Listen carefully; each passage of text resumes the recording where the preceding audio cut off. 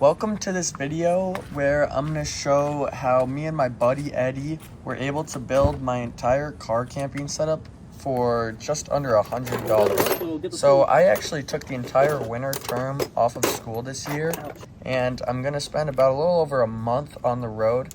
And I just decided to build a car camping setup to save a ton of money instead of, going to hotels and wasting all my money there. So to start this off, we actually began by taking out the middle row of seats to add more storage space underneath. And the middle row of seats really had to go because they were angled up, and to build a completely flat platform to sleep on, it just would have been impossible to keep them in there. So the bolts in the front were pretty darn easy to get out, but then the bolts in the back were super rusted, so we had to use a ratchet and then a wrench to push the ratchet at an angle to be able to get those bolts out. And then from there, we were able to disconnect the electrical cord and finished our first step of doing a little bit of demo on our car.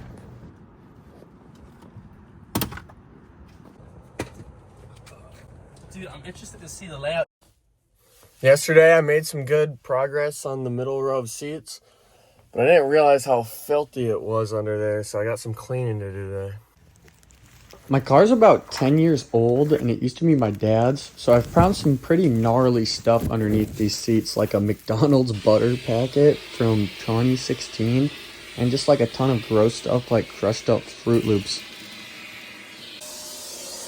After getting the car all ready, Eddie and I made our way to Home Depot where we got a couple different 2x4s, and we got a large piece of wood that was going to be the base for the platform for just under $26. That was honestly a really good deal, and from there they were also able to cut it for us. So sick. That was dope. We got all the tools we need.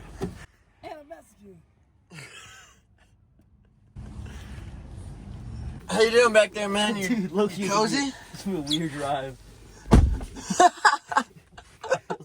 You just hold on a seatbelt?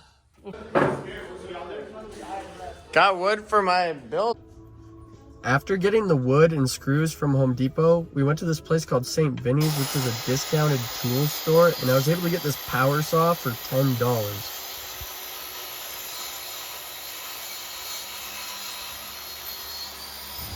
With this piece of wood underneath in it, it says that it is perfectly level.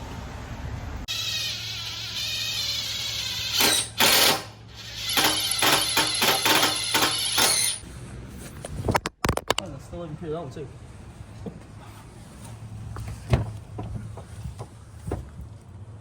We got some work done being able to get the shell of the platform built, but then the next day when we woke up, the city of Eugene was covered in snow, and then it had been rained on, and the whole road had been turned into just an ice field.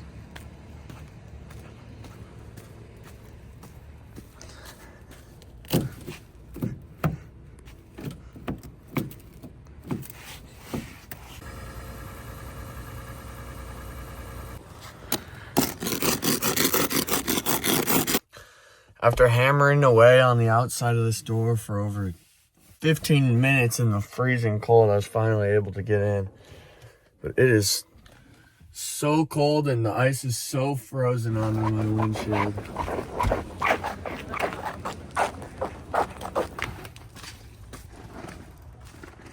It didn't re-snow, dude. So.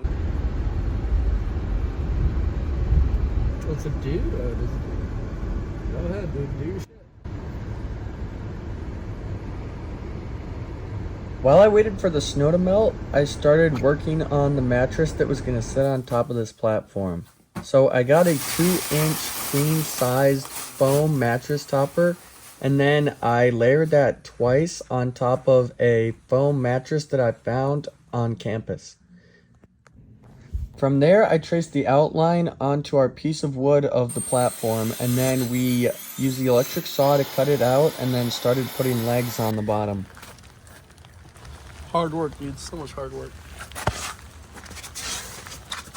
While this platform might not look the nicest or the coolest, it was really the perfect one for me and my car. It cost me $88.76, And in celebration, we went and got a sled, and while the snow lasted, did a couple runs. This is gonna be so fast.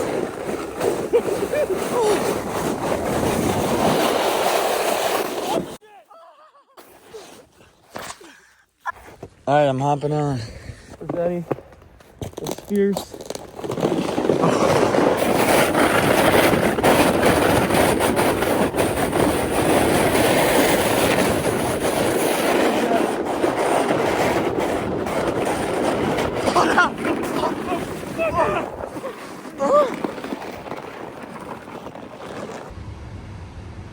Right before I left, I went to get air in my tires, and then I cleaned my room and said goodbye for a good month.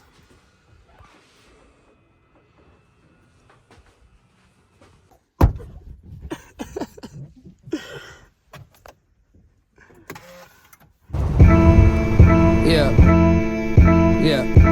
The world is so small till it ain't. Yeah. I'm building up a wall till it break. She hate it when I call and it's late. I don't wanna keep you waiting. I hope I never keep you waiting. Yeah. I think I know it all, but I don't. Last night was the first night of me actually sleeping in the new car build. I didn't really show a ton of what it looks like after I finished the platform, but I thought I'd just show like a little quick tour of my car with all my stuff in it. The wind is so strong right now. All my stuff in it, the mattress in, and just like what it looks like living in it, because this is what I'm going to be living in for the next 30 days. I think I want to start this tour from the back. There's just so much packed into a small spot. But starting out back here, this is my propane stove I use to cook about 95% of my stuff. I have a can of propane gas back there and some Clorox wipes. And then right here I have an extra blanket. This is my backpack that I have like my snow pants in, gloves, helmet, hat. And here's kind of like my miscellaneous bag. I have a little bit of everything. I have like shoes, shampoos, towels, stuff, kind of self-care stuff like that. And then right here is the mattress that my buddy Eddie and I built, or the platform. And then this is the mattress that I cut out. It was originally like twice as tall, and it took me like 2 hours to cut this thing in half, but I'm so glad I did it because it saves so much headroom space. Right here's my sleeping bag that my mom got me for my trip. It was super clutch of her because this is like a really nice bag. It should keep me warm. And then this is just my comforter that I grabbed from my bed back at my house. It's queen, so it's super long and like kind of clumps up, but I can roll myself in it. And last back here we have my snowboard. I was originally gonna put the seat up right here. You saw in the build I was gonna put that seat up, but there's just too much stuff, and fitting my snowboard in with all of that would have been super difficult. I probably would have had to keep my snowboard on my bed all the time if I wanted to have that, and I can just sit in my front seat if I really want to sit. Next is the back right door side of the car, and underneath this platform I put all of my clothes. You can see right here I have all my shirts. Here I have like my long sleeves and my pants and sweatshirts, stuff kind of like that.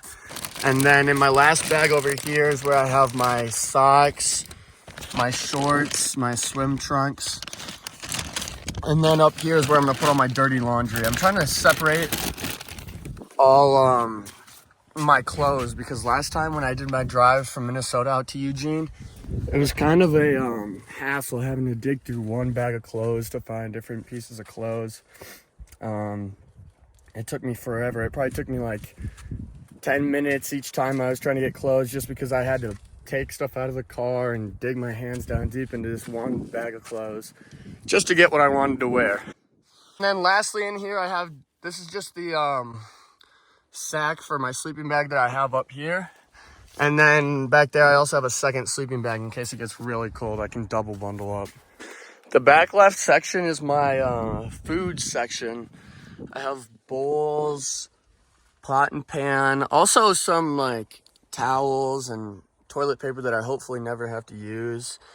I got ramen, these granola bars, and then just a bunch of like dry storage food that makes it a lot easier than having to bring along a powered refrigerator, like a mini powered refrigerator. And then down here I have a little kettle and a little mini vacuum. And up here I have just my regular seat with like lighter, little selfie stick, some melatonin. And this is my day backpack. I have like my computer in, and then I brought extra cups and plates. I have a water jug over there, and then this is the crown jewel of everything. This is my camping power for everything. It's called like a Jackery. It's a basically just like a portable generator. And I brought a lamp and a little trash bin as well. The lamp is kind of nice to have at night, just so that it's not dark all the time. I think that's where I'm going to end this video. Next stop is the Salt Flats.